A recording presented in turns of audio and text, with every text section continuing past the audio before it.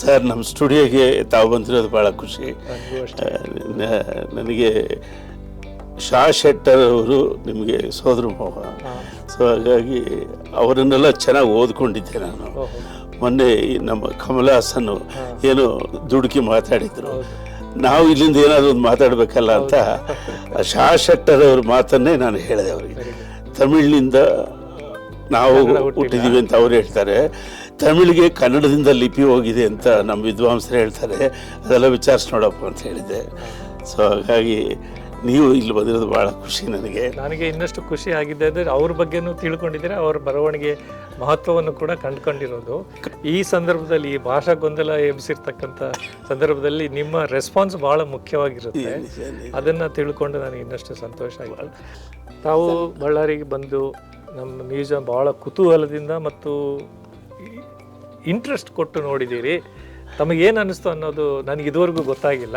ಆದರೆ ನೀವು ನನ್ನನ್ನು ಇಷ್ಟೆಲ್ಲ ನಿಮ್ಮನ್ನು ಭೇಟಿಯಾಗಲಿಕ್ಕೆ ಅವಕಾಶ ಮಾಡಿಕೊಟ್ಟಿದ್ದೀರಿ ಅಂದರೆ ನಿಮಗೆ ಒಳ್ಳೆಯ ಅಭಿಪ್ರಾಯನೇ ಇದೆ ಅಂತ ನನ್ನ ಅನಿಸಿಕೆ. ನಾನು ಅರ್ಲಿ ಇಂಡಿಯನ್ಸ್ ಬಗ್ಗೆ ಪುಸ್ತಕಗಳು ಓದ್ತಾ ಇದ್ದೆ. ನಾನು ಓದ್ತಾ ಅಲ್ಲಿನ ನಮ್ಮ ಗ್ವಾಲಿಯರ್ ಹಿಸ್ಟೋರಿಯನ್ ಸೊಸೈಟಿ ಇದೆಯಲ್ಲ, ಇರ್ಫಾನ್ ಹಬೀಬ್ ಅವರು ಬರೆದಿರ್ತಕ್ಕಂಥ ಪುಸ್ತಕಗಳೆಲ್ಲ ಓದ್ತಾ ಜಗತ್ತಿನ ಎಲ್ಲ ಮೂಲೆಗಳ ಸಂಶೋಧಕರು ಅವರ ಅಭಿಪ್ರಾಯಗಳಲ್ಲಿ ಎಲ್ಲೋ ಒಂದು ಕಡೆ ನಿಮ್ಮ ಹೆಸರು ಬರ್ತಾನೆ ಇತ್ತು. ನಾನು ಇದು ಏನಿದು ಕೋರಿ ಶೆಟ್ಟರ್ ಎಲ್ಲ ಕಡೆ ಬರ್ತಿದೆಯಲ್ಲ, ಇವ್ರು ಯಾರು ಅಂತ ನೋಡಿದ್ರೆ ಆಮೇಲೆ ಗೊತ್ತಾಯಿತು ತಾವು ಶಾ ಶೆಟ್ಟರ್ ಅವ್ರಿಗೆ ಸಂಬಂಧಿಸಿದ್ದೀರಾ ಅಂತ, ಕನ್ನಡದವರು, ಬಳ್ಳಾರಿಲಿದ್ದೀರಾ ಅಂತ. ನನಗೆ ಬಹಳ ಕುತೂಹಲ ಆಗಿದ್ದು ಈ ಡೇವಿಡ್ ರೀಚ್ ಅವ್ರ ಪುಸ್ತಕ ಓದುವಾಗ ನಿಮ್ಮ ಹೆಸರು ಬಹಳ ಮುಖ್ಯವಾಗಿ ಉಲ್ಲೇಖವಾಗಿತ್ತು. ಸೊ ಆವತ್ತು ಅಂದ್ಕೊಂಡು ನಿಮ್ಮನ್ನು ನೋಡಲೇಬೇಕು ಅಂತ ಹೇಳಿ ಅಲ್ಲಿಗೆ ಬಂದು ಆ ಮ್ಯೂಸಿಯಂ ನೋಡಿದೆ. ಎಷ್ಟು ದೊಡ್ಡ ಕೆಲಸ ಮಾಡಿದ್ದೀರಾ ಸರ್, ಎಷ್ಟು ದೊಡ್ಡ ಕೆಲಸ ಮಾಡಿಲ್ಲ. ಸಹಕಾರ ಸಾಕಷ್ಟು ಡಿಸ್ಟ್ರಿಕ್ಟ್ ಆಮೇಲೆ ಮ್ಯೂಸಿಯಂ ಅಷ್ಟೇ ಅಲ್ಲದೆ, ಮಾಹಿತಿ ಅಷ್ಟೇ ಅಲ್ಲದೆ, ಬಂದವ್ರಿಗೆ ಪ್ರತಿಯೊಬ್ಬರಿಗೂ ಅದನ್ನು ವಿವರಿಸಿ ಹೇಳೋ ವ್ಯವಸ್ಥೆ ಮಾಡಿದ್ದೀರಾ. ಭಾಳ ಭಾಳ ಭಾಳ ನನಗೆ ಖುಷಿ ಆಯಿತು. ನನಗೆ ಇನ್ನೂ ಕುತೂಹಲ ಜಾಸ್ತಿ ಆಗ್ಬಿಟ್ಟಿದೆ. ಹಾಗಾಗಿ ನೀವು ಇನ್ನೂ ಅದ್ರ ಬಗ್ಗೆ ಏನಾದರೂ ಹೇಳಿ ನಾನು ಮಾಡಕ್ಕೆ ಸಿದ್ಧವಾಗಿದೆ ಪ್ಲೀಸ್. ಈಗ ಸಂಗನ ಕಲ್ಲು ಆ ನೆಲೆನ ಸ್ವಲ್ಪ ಅಭಿವೃದ್ಧಿ ಮಾಡೋದಕ್ಕೆ ಯೋಚನೆ ಮಾಡಿದ್ದೀರಲ್ಲ ಸರ್? ಮಾಡಿದ್ದೀವಿ. ಟೂರಿಸಂ ಡಿಪಾರ್ಟ್ಮೆಂಟ್ನವರು ಸಹ ಮುಂದೆ ಬಂದಿದ್ದಾರೆ. ಸುಮಾರು 11 ಕೋಟಿ ವೆಚ್ಚದಲ್ಲಿ ಒಂದು ಥೀಮ್ ಪಾರ್ಕ್ ಮಾಡುವ ಯೋಜನೆ, ಅದಕ್ಕೊಂದು ಕಾನ್ಸೆಪ್ಟ್ ನೋಟನ್ನು ಮಾಡಿಕೊಟ್ಟಿದ್ದೀವಿ. ನಮ್ಮ ಸ್ನೇಹಿತರು ಹೈದರಾಬಾದ್ನಲ್ಲಿ ನೀರಜ್ ಸಿನ್ಹಾ ಅಂತ, ಅವರು ನಾನು ಸೇರಿಕೊಂಡು ಹಂಪಿ ಡೆವಲಪ್ಮೆಂಟ್ಗೋಸ್ಕರ ಒಂದು ಪ್ರಾಜೆಕ್ಟ್ ಮಾಡಿದ್ವಿ ಸುಮಾರು 15 ವರ್ಷಗಳ ಹಿಂದೆ ಟೂರಿಸಂ ಡಿಪಾರ್ಟ್ಮೆಂಟ್ ಪರವಾಗಿ. ಅವರ ಎಕ್ಸ್ಪೀರಿಯನ್ಸ್ ನನಗೆ ಗೊತ್ತಿತ್ತು, ಅವರು ಯಾವ ರೀತಿಯಾಗಿ ಕನ್ಸ್ಯೂವ್ ಮಾಡ್ತಾರೆ ಇಂಥ ಪ್ರಾಜೆಕ್ಟ್ ಅನ್ನೋದು ಗೊತ್ತಿತ್ತು. ಬೇಸಿಕ್ ಐಡಿಯಾಸ್ ಅವ್ರಿಗೆ ಕೊಟ್ಟೆ. ಟೂರಿಸಂ ಡಿಪಾರ್ಟ್ಮೆಂಟ್ನವರು ಸಹ ನನ್ನನ್ನು ಇನ್ವಾಲ್ವ್ ಮಾಡಿದರು. ನನಗೂ ಅದೇ ಆಶ್ಚರ್ಯ ಆಯಿತು. ಒಮ್ಮೆ ಫೋನ್ ಮಾಡಿ ಈ ರೀತಿಯಾಗಿ ಒಂದು ಪ್ರಾಜೆಕ್ಟ್ ಇದೆ, ನಿಮ್ಮಿಂದ ಅಡ್ವೈಸು ಇದೆಲ್ಲ ಬೇಕು ಅಂದಾಗ, ನಾನು ನಮ್ಮ ಸ್ನೇಹಿತರಿದ್ದಾರೆ ಹಂಪಿಯಲ್ಲಿ, ನಾನು ಅವ್ರ ಜೊತೆ ವರ್ಕ್ ಮಾಡಿದ್ದೆ 10 ವರ್ಷದ ಕೆಳಗೆ, ಅವರಿಗೆ ಹೇಳ್ತೇನೆ ಅವ್ರು ಮಾಡ್ತಾರೆ ಅಂತಂದರೆ ಅವ್ರು ಇಮಿಡಿಯೇಟ್ಲಿ ಈ ಅಗ್ರೀಡ್. ಒಂದು 2 ತಿಂಗಳು ಇಬ್ಬರು ಕಾನ್ವರ್ಸೇಷನ್ ಮಾಡಿ ಒಂದು ಎರಡು ಬೇಸಿಕ್ ಪ್ಲ್ಯಾನ್ಸ್ ಮಾಡಿಕೊಟ್ಟಿದ್ದೀವಿ. ಒಂದು ಸಂಗನಕಲ್ಲು ಪ್ರದೇಶದಲ್ಲಿ ಥೀಮ್ ಪಾರ್ಕು, ಅಲ್ಲೇ ಒಂದು 20 ಕಿಲೋಮೀಟರ್ ದೂರದಲ್ಲಿ ದರೋಜಿ ಕರಡಿಧಾಮ ಇದೆ. ಆ ಕರಡಿಧಾಮಕ್ಕೆ ಅಂದ್ಕೊಂಡು ದೊಡ್ಡ ಲೇಕ್ ಇದೆ, ಅದಕ್ಕೂ ಒಂದು ಇತಿಹಾಸ. ಕರಡಿಧಾಮ ಈಗಾಗಲೇ ಡೆವಲಪ್ ಮಾಡಿದಾರಲ್ವ? ಮಾಡಿದ್ದಾರೆ. ಅದಕ್ಕೆ ಅದರ ಅಂಚಿನಲ್ಲೇ ಇರ್ತಕ್ಕಂಥ ಒಂದು ಕೆರೆ, ಅದು ದರೋಜಿ ಕೆರೆ ಅಂತಲೇ ಹೇಳ್ತಾರೆ. ಆಳವಾದ ಕೆರೆನೂ ಸಹ ಪೆರಿನಿಯಲ್ ಆಗಿ ನೀರಿರ್ತದೆ. ಅದೊಂದು ಐಸೋಲೇಟೆಡ್ ಪ್ಲೇಸ್ ಆಗಿ ಒಂಥರ ಡೆಸರ್ಟಿಕ್ ಆಗಿದೆ. ಅಲ್ಲಿ ಒಂದು ಬ್ರಿಟಿಷ್ ಬಂಗ್ಲೋನೇ ಇದೆ. ನಮ್ಮ ರಾಬರ್ಟ್ ಬ್ರೂಸ್ ಫೋರ್ಟ್ ಈ ಪ್ರದೇಶದಲ್ಲಿ ಸರ್ವೇಕ್ಷಣೆ ಕೈಗೊಂಡಾಗ ಆ ಬಂಗ್ಲೆಯಲ್ಲಿ ನೆಲೆಸ್ತಾ ಇದ್ದರು. ಅಲ್ಲೇ ಅವರು 4ನೇ ಮಗಳು ಕೂಡ ಹುಟ್ಟಿದ್ದು ಸಹ ಅದೇ ಬಂಗ್ಲೆ ಒಳಗೆ. ಸೊ ಆ ಇತಿಹಾಸ ನನಗೆ ಗೊತ್ತಿತ್ತು. ಆದ ಕಾರಣ ಆ ನೆಲೆಯನ್ನು ಸಹ ನಾವು ಅಭಿವೃದ್ಧಿಗೊಳಿಸಿದರೆ ಈಗ ಅಲ್ಲಿ ಸಾಕಷ್ಟು ಇಂಡಸ್ಟ್ರೀಸ್ ಬರ್ತಾ ಇದ್ದಾವೆ. ಈ ಜಿಂದಾಲ್ ಸ್ಟೀಲ್ ಇದೆ, ಆಮೇಲೆ BTPS ಥರ್ಮಲ್ ಪವರ್ ಸ್ಟೇಷನ್ ಇದೆ. ಸಾಕಷ್ಟು ಕಾಸ್ಮೋಪಾಲಿಟನ್ ಎನ್ವೈರ್ಮೆಂಟ್ ಕ್ರಿಯೇಟ್ ಆಗಿದೆ ಅಲ್ಲಿ, ಸೋಷಿಯಲ್ ಎನ್ವೈರ್ಮೆಂಟು. ನೆಲೆಗಳು ಸಹ ಸಾಕಷ್ಟು ಇದ್ದಾವೆ. ಇಂಥ ಸಂದರ್ಭದಲ್ಲಿ ಅಲ್ಲಿರ್ತಕ್ಕಂಥ ನೆಲೆಗಳು ಸಹ ಮುಚ್ಚೋಗೋ ಸಾಧ್ಯತೆಯೂ ಇದೆ. ಎಲ್ಲವನ್ನೂ ಕಾಪಾಡಿಕೊಳ್ಳುವ ಜವಾಬ್ದಾರಿ ನಮ್ಮದಾಗಿದೆ. ಯಾಕಂದರೆ ನಮಗೆ ಗೊತ್ತಿರೋದು ಅವ್ರಿಗೆ ಗೊತ್ತಿರೋಲ್ಲ. ಸೊ ಅದನ್ನು ಯಾವ ರೀತಿಯಾಗಿ ಬೆಳೆಸ್ಕೊಳ್ಬೇಕು, ಅದನ್ನು ಜನರನ್ನು ಸೇರಿಸ್ಕೊಂಡು ಆ ನೆಲೆಗಳನ್ನು ಕಾಪಾಡಬೇಕು ಅನ್ನೋ ಒಂದು ಸಮಸ್ಯೆ ನನಗೆ ಕಾಡಿಸ್ತಾ ಇತ್ತು.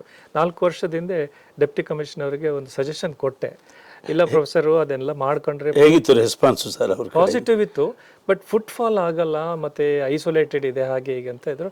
ಅಷ್ಟರಲ್ಲೇ ಅವರು ನಕುಲ್ ಅಂತೇಳಿ ಸೀತಾರಾಮನ್ ಅವ್ರನ್ನ ಪಿಕಪ್ ಮಾಡಿ ತಮ್ಮ ಸೆಕ್ರೆಟರಿ ಮಾಡಿಕೊಂಡ್ರು. ಮತ್ತು ನಂತರ ಬಂದ ಡಿ ಸಿ ಅವ್ರಿಗೆ ಕೂಡ ಸುಮ್ಮನೆ ಸೂಚನೆ ಕೊಡ್ತಾ ಇದ್ದೆ. ನನಗೆ ಫೋಕಸ್ ವಾಸ್ ನನ್ನ ಬಳ್ಳಾರಿ ಮ್ಯೂಸಿಯಂ ಮೊದಲು ಇದೊಂದು ಆಗಲಿ, ಇದರಿಂದ ಅವ್ರಿಗೆ ಏನಾದರೂ ತೃಪ್ತಿ ಆದರೆ ಮುಂದೆ ಇನ್ನೊಂದು ಪ್ರಪೋಸಲ್ ಇಡುವ, ಆವಾಗ ನನಗೆ ಒಂದು ಸ್ಟ್ರಾಂಗ್ ಕೇಸ್ ಇರುತ್ತೆ ಅನ್ನೋ ಒಂದು ಎಕ್ಸ್ಪೀರಿಯನ್ಸ್ ನಂದು.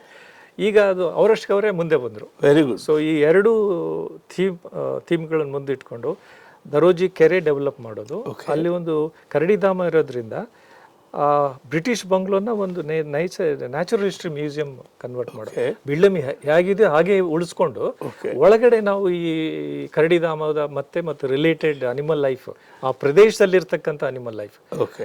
ಈವನ್ ನೀವು ಬಿಸಿಲು ಕಾಲದಲ್ಲಿ ಹೋದರೆ ಅಲ್ಲಿ ಗುಡ್ಡದ ಮೇಲೆ ನಿಮಗೆ ನೀರಿನ ಹೊಂಡಗಳು ಸಿಗ್ತವೆ. ಎಷ್ಟು ಇದೆ ನೋಡಿ, ಅಲ್ಲಿ ಡ್ರೈ ಏರಿಯಾ, ಅದು ಮಳೆನೇ ಬರಲ್ಲ ಆ ಪ್ರದೇಶದಲ್ಲಿ. ಅಂಥ ಪ್ರದೇಶದಲ್ಲಿ ಸ್ವಲ್ಪ ಹಚ್ಚ ಹಸಿರು ವಾತಾವರಣ ಇರುತ್ತೆ.